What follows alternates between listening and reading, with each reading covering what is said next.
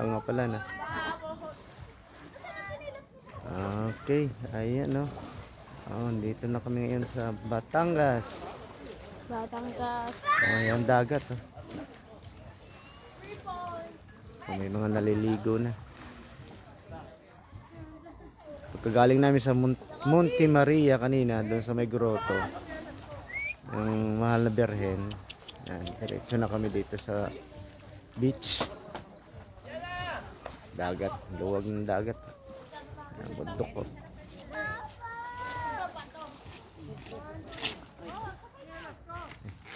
Yan po.